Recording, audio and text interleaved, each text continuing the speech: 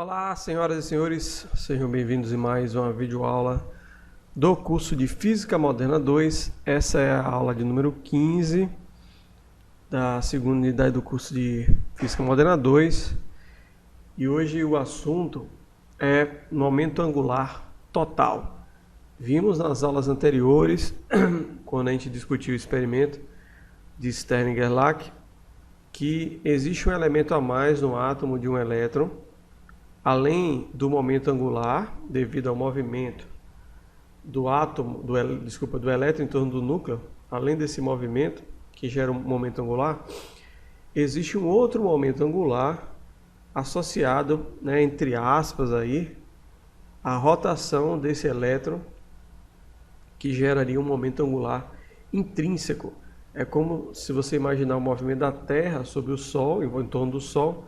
A Terra girando em torno do Sol, existe um momento angular associado à sua órbita, e a rotação da Terra em torno do seu próprio eixo geraria um segundo momento angular. Então, essa aula de hoje ela vai levar em consideração a existência desse momento angular intrínseco que a gente aprendeu, que é chamado de spin. Como é que fica a discussão do átomo de um elétron com a existência do spin, certo? Então vamos aqui acompanhar a aula de hoje. Como eu acabei de falar na apresentação, o elétron apresenta dois momentos angulares, um orbital, que a gente chama de L, e o intrínseco, que a gente chama de S, que é o spin.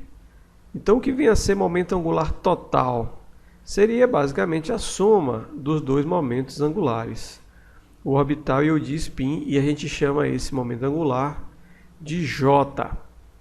Então J, se a gente seguir o mesmo raciocínio que vem seguindo nos outros momentos angulares que a gente vem estudando, o módulo desse momento angular vai ser dado pela raiz quadrada de um número inteiro, J, multiplicando J mais 1 vezes H cortado, que é o H sobre 2π. Então isso aqui seria, seguindo a mesma lógica, o módulo do momento angular total. E esse número J seria o número quântico do momento angular total. E ele seria dado pela soma dos números quânticos de spin e de momento angular. O número quântico orbital, o L. Então, ele pode ser tanto a soma ou a diferença, a depender do estado que o elétron se encontra, e se ele é up ou se é down, ou seja, se ele é um spin para cima ou para baixo. Ele vai ser positivo ou negativo a sua componente Z. A componente Z desse momento angular também, pela mesma raciocínio, vai ser uma quantidade quantizada, e o módulo dessa componente é dado por um número quântico MJ, multiplicado pela constante de Planck sobre 2π, que é o H cortado. Então, esse aqui seria o módulo da componente Z, onde esse M ele é um número inteiro que varia entre menos J e mais J, e sempre variando em quantidades de uma unidade. Então, seria de menos J mais 1, até J menos 1 até J, sendo que esse J ele é a composição do número quântico orbital e do número quântico de spin. Aqui está um exemplo só para vocês compreenderem como é que ficaria os estados possíveis de um elétron, de um átomo de um único elétron, um átomo de hidrogênio, se eu tivesse alguma configuração. Por exemplo, que se suponha que meu átomo se encontre em um estado e que eu tenha o número quântico orbital igual a 2 e o número quântico de spin igual a meio. E aí eu posso ter as seguintes possibilidades.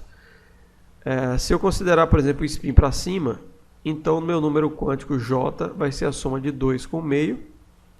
Somando 2 com meio vai dar 5 meios. Então o meu momento magnético, o meu momento angular total vai ter como número quântico os 5 meios. E a partir desse número é que a gente determina as componentes Z, que vai de mais J a menos J. Então, se eu for de mais J a menos J, eu vou de mais 5 meios até menos 5 meios, sempre subtraindo de 1 em 1, ou somando de 1 em 1, dependendo do sentido. E aí a gente vai ter todas essas possibilidades. Nesse caso aqui eu vou ter 6 estados possíveis, né? Menos o MJ, menos 5,5, menos 3,5, menos meio, mais 1,5, mais 3,5, mais 5,5. Se a gente representar isso aqui num gráfico, seria esse primeiro gráfico aqui, ó.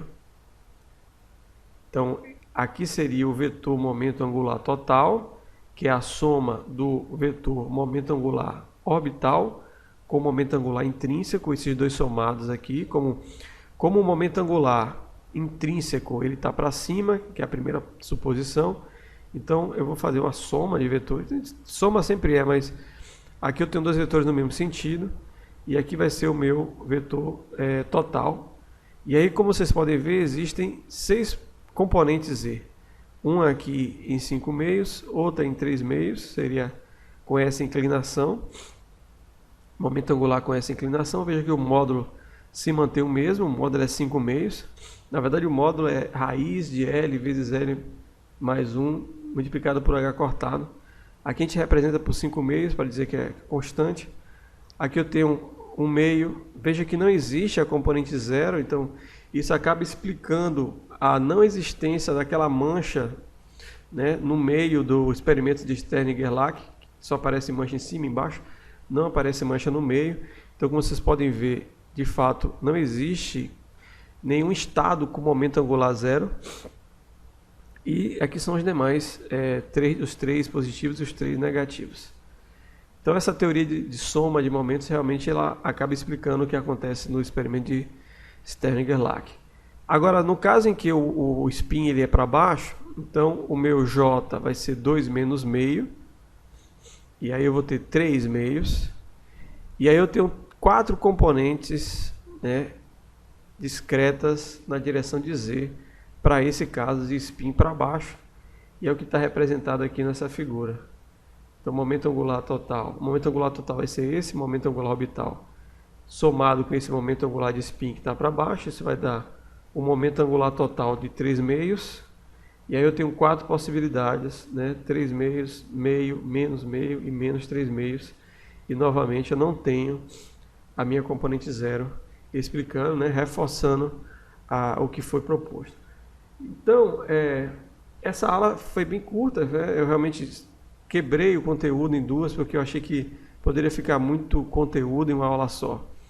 Mas ele serve para ilustrar a ideia de como é que a gente tem que tratar agora a questão do momento angular, porque o momento angular, por sua vez, ele está associado a um momento de polo magnético. E o momento de polo magnético tem a ver com a interação com o campo magnético e a interação que esse átomo faz com os experimentos de detecção de energia, e aí tudo isso vai ser discutido nas aulas que vão se prosseguir, tá certo? É importante que vocês entendam como é que é agora, com esses dois momentos angulares, como é que a gente consegue estimar a quantidade de estados, tá certo, gente? Então é isso aí. Qualquer dúvida, existe uma outra aula para essa semana, então essa aqui é só uma parte, e não esqueçam de ver a outra aula sobre interação spin-órbita, certo, galera? Então é essa aí, até a próxima aí. Fui!